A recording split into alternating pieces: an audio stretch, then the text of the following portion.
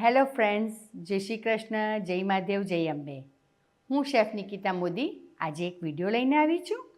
જે વ્લોગ છે આજનો, હું હમણાં સુરતમાં ઘણા બધા એક્ઝિબિશન ચાલી રહ્યા હતા, તેમાંનું જ એક એક્ઝિબિશન ફૂડ મેક. તો ફૂડ મેકમાં મેં એક સ્ટોરની વિઝિટ કરી, એ હતું પીનટજી ઓઇલ.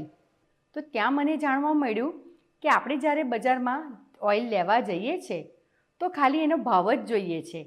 કઈ મગફળીમાંથી બન્યું એ તો આપણે જોતા જ નથી. તે પછી પીનટજી ઓઇલની ટીમ સાથે હું મળી, તો ત્યારે મને જાણવા મળ્યું કે આ મગફળી 11 સ્ટેજ પર એની સફાઈ કરવામાં આવે છે અને એમાંથી જે હાઈ ક્વોલિટીના દાણા હોય છે તેમાંથી આ ઓઇલ બનાવવામાં આવે છે. અને મેં ત્યાંથી પીનટજી ઓઇલ બાય કર્યું. હવે હું પીનટજી ઓઇલથી સમોસા ફ્રાય કરીશ. તો વિડીયો એન્ડ સુધી જોજો અને મારી YouTube channel the kitty diaries by Nikita subscribe, like, bell icon દબાવવાનું ભૂલતા નહીં. આપણે સમોસા બનાવવા માટે આટલી વસ્તુ જોઈશે સામગ્રીમાં. તો એ છે રતાળું બાફેલા છે, બોઇલ કરેલા, કાંદો ચોપ્ડ કરેલો, કેપ્સિકમ ઝીણું સમારેલું, આદુ લસણની પેસ્ટ, ગરમ મસાલો, પ્રકૃતિ સિંધવ મીઠું અને રેડીમેડ સમોસાની પટ્ટી અને પનીર, ચીઝ. સમોસા માટે આપણે પહેલાં પનીરને છીણી લેશું.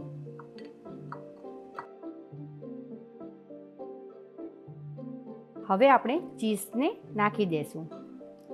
ખૂબ સરસ અમૂલનું ચીઝ છે, તેને પણ આ રીતે છીણી લેશું.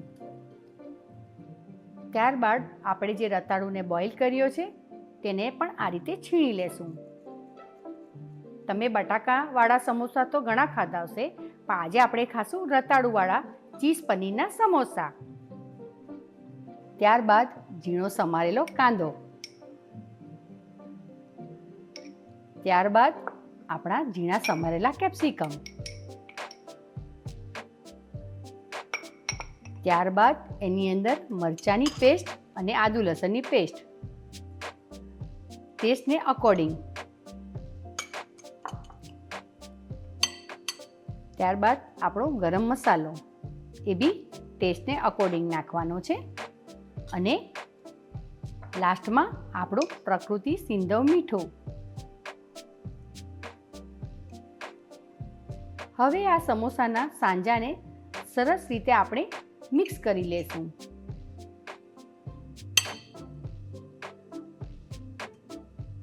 સમોસા માટે આપણા મેંદો લીધો છે, એટલે સ્લરી બનાવવાની છે. તો સમોસાને વાળીને જ્યારે એને ચોંટાડવાના હોય તેના માટેની આપણે સ્લરી બનાવી દઈશું. તો તેમાં મેં પાણી નાખ્યું છે. આપણે આ મેંદાની સ્લરીને પાણી નાખીને સરસ રીતે એને હલાવી લેવાનું છે. હજુ એ ગાઢું છે તો એને થોડું આપણે પતલું કરવાનું છે, કારણ કે આપણે સમોસાને આનાથી ચિપકાવવાના છે. આ આપણે રેડીમેડ સમોસાની પટ્ટી લાવ્યા છે, એ તમને બધા જ સુપર સ્ટોરમાં કે પ્રોવિઝન સ્ટોરમાં અવેલેબલ હશે. તો આપણે એ પટ્ટીને આ રીતે લેશું. સમોસાને કેવી રીતે ભરવાના એ સ્ટેપ તમે ખાસ કરીને જોજો અને આ વિડીયો એન્ડ સુધી જોજો. ધ કિટી ડાયરીઝ બાય નિકિતામાં તમને આ સમોસાનો આખો વિડીયો સરસ રીતે જોવા મળશે. એ બી પીનટજી ઓઇલમાં બનેલા સમોસા. આ રીતે સમોસાની પટ્ટીને હાથમાં લેવાના છે અને એને આ રીતે ફોલ્ડ કરવાનું છે. તમે જોઈ શકશો, પહેલાં એક ટ્રાયંગલ, પછી બીજું ટ્રાયંગલ, અને એને આ રીતે આની અંદર સ્ટફિંગ ભરવાનું છે. જેમાં હું મારી નાની ચમચી છે એટલે હું એને 2 ચમચી ભરું છું. આ રીતે ટાઈટ ભરવાનું છે, બહુ હલકું કે ઓછું ભરવાનું નથી. તમે જોઈ શકશો મેં કઈ રીતે ભર્યું છે સ્ટફિંગ. સમોસાને આપણી તરફ આ રીતે એંગલથી રાખવાનો છે અને પછી ઉપરની તરફથી અહીંયાથી એક હાથ આંગળી રાખીને અંગૂઠો આ રીતે ટર્ન કરવાનું છે. હવે જે આપણો આ પોર્શન છે ભાગ રહેલો, એની પર આપણી જે મેંદાની સ્લરી છે બનાવી તેને આ રીતે લગાવી દેશું. સ્લરી તમારે બહુ પતળી કે પાતળી રાખવાની નથી, થોડી ઘટ રાખવાની છે.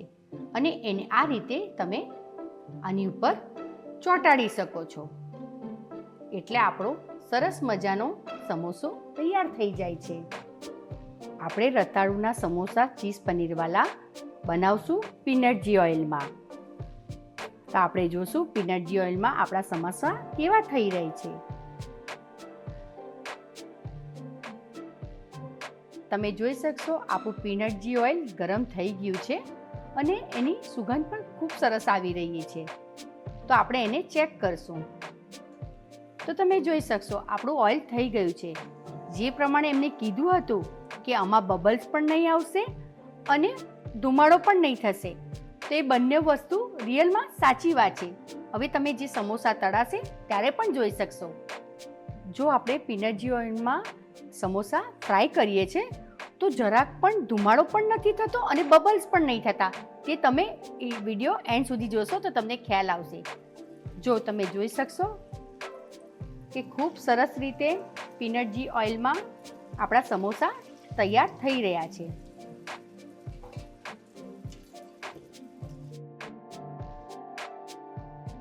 પીનટ ઘી ઓઇલમાં આપણા સમોસા ખૂબ સરસ રીતે તળાઈ ગયા છે અને ઓઇલ પણ ઓછું યુઝ થયું છે.